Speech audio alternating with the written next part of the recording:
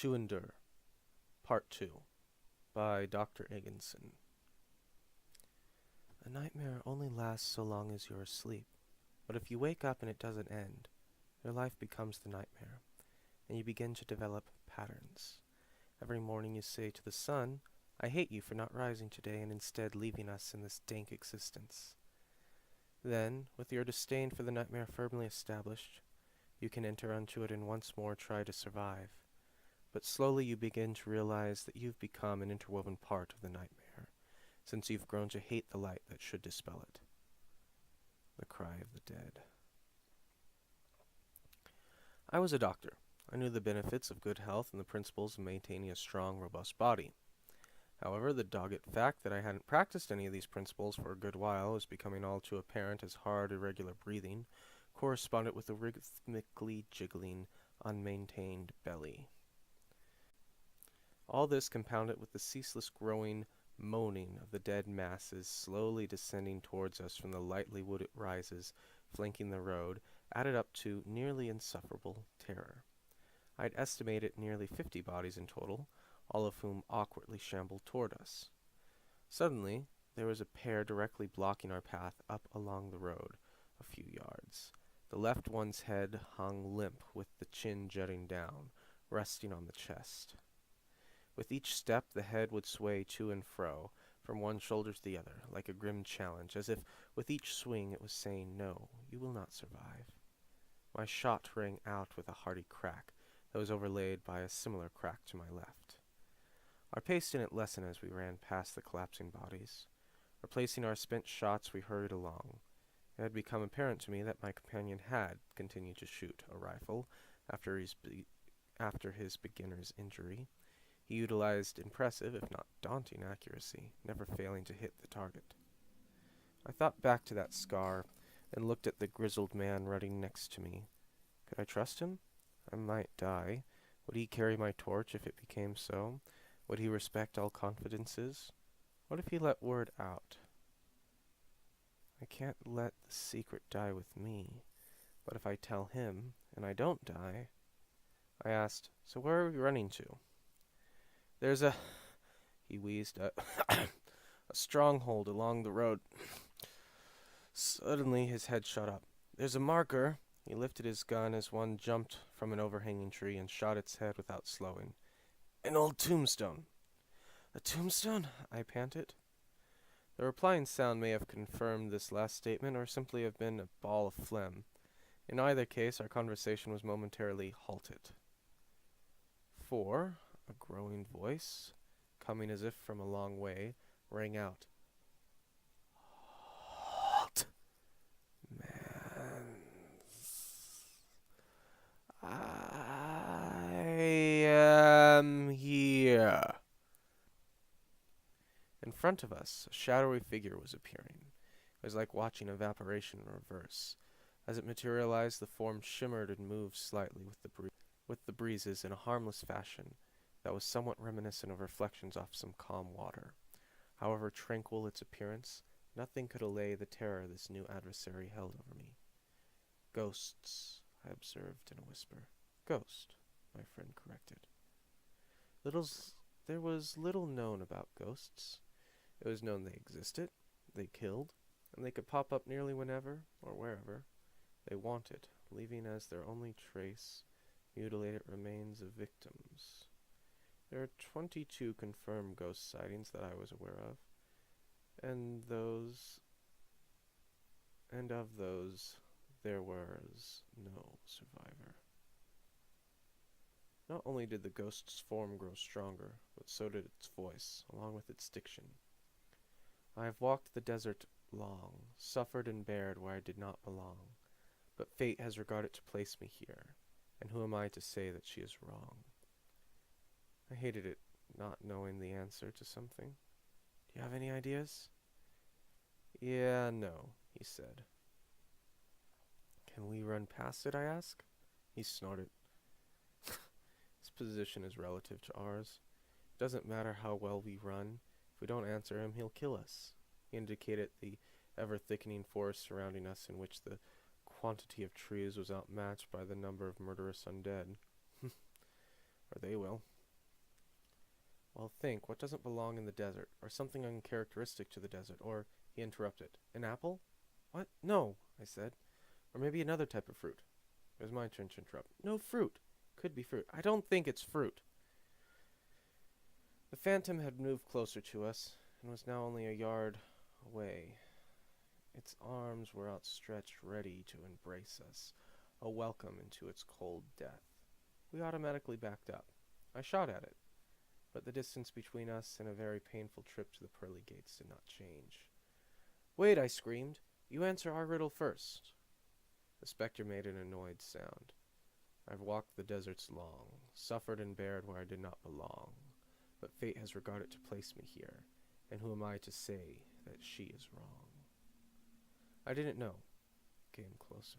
I couldn't die. There's too much at stake for me to die. It grew closer. What was the answer? I needed to give it the answer. It grew closer. The world was depending on me. It was on us, and then there was only darkness. I thought of my quest, how it all started. Thought of the little table we were all sitting around. The night we heard about Mullah.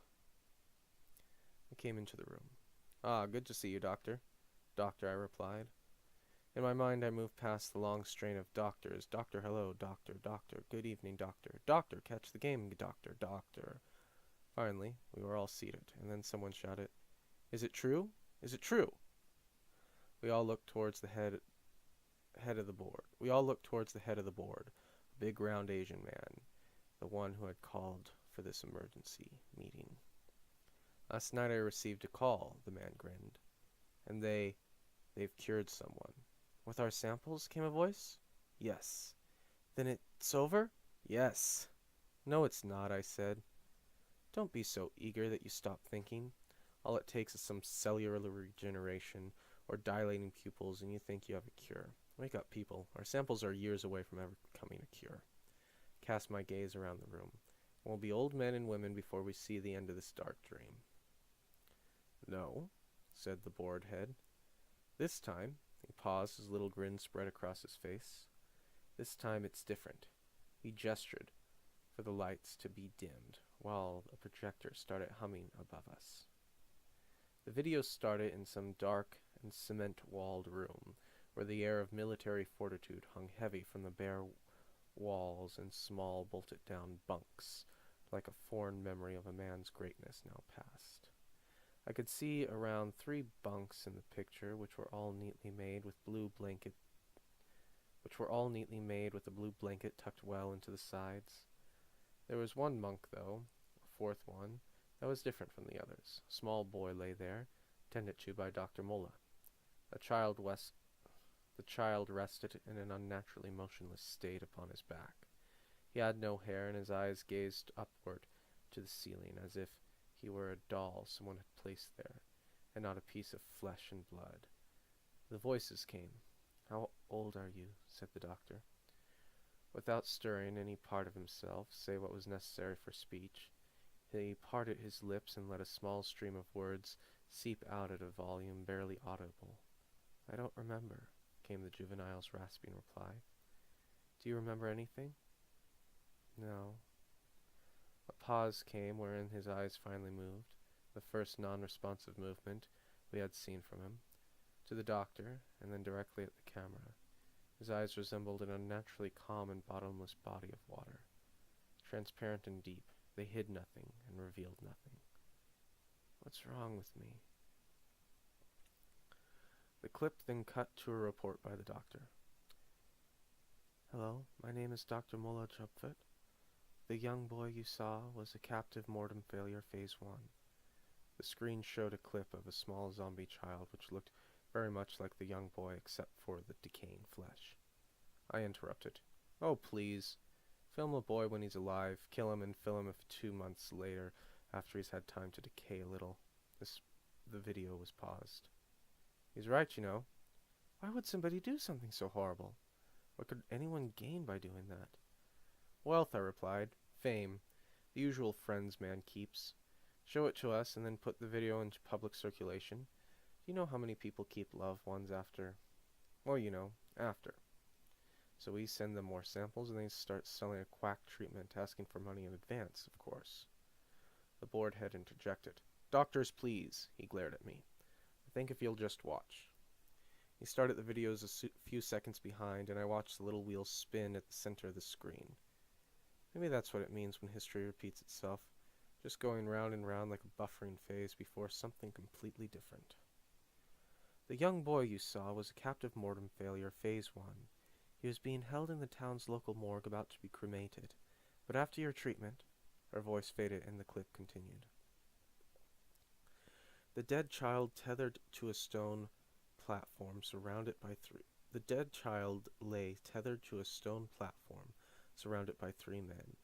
This was obviously the same child as before, but where he had first seemed reticent to the point of severe exhaustion, he now thrashed and twisted against his bonds in a mad, energetic rage.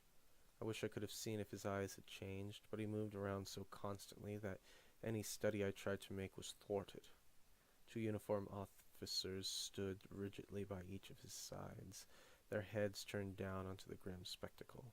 The remaining man, a white beard roughly cut as if by the shears of an overzealous gardener, sat on a stool a few paces off, lazily picking at his nails. As Dr. Jobvert approached the dead thing, this old fellow cackled. Hurry up, I can't keep the furnace going all day. Dr. Muller sighed and injected a full syringe into the child's shoulder. Dr. Jobvert turned around. Here you'll see that I placed the maximum volume that the syringe could contain, contrary to your instructed dosage of 2 cc's. The expiration date on your samples were quickly approaching, and the underkeeper had given me some trouble prior. Without local authority support, I would never have been let in to test the serum, so it was doubtful that I could get another chance before the serum became ineffectual. What she was saying was all very interesting, in a scientific way, but her words were lost on us, for something truly fascinating was on the screen. All of our hopes and dreams were forming into a wonderful reality. Rapid cellular regeneration, healthy, living pink skin spread out across the child's body from the injection site. Life was returning. Our room was enveloped in silence while our mouths hung open, unable to close. The bored head smiled at us as the video played on, showing the 2 officers standing transfixed by the unparalleled achievement. The picture started cutting up in still frames, depicting day-to-day updates of the child for the next 3 days until we saw the living boy from the first picture. I couldn't believe it, Muller's voice cut back in. The cure worked so quickly. I think it annoyed the underkeeper. The child is now fully recovered. Except for a total loss of memory, he's as healthy as any other boy in this town. Please, send us more samples. Tell everyone we have a cure. The screen blacked out, and in a few moments before the lights flickered on, our room was already a mass of confused babble. Quiet, everyone, bellowed the little man. I stammered. It's over, smiled the boarhead. It's over, came another. It's over, someone said. We're saved, cried a voice. It's over, came the final decision. We've done it. Not yet, I said slowly. What's the problem now? Retorted an irate doctor. I looked around.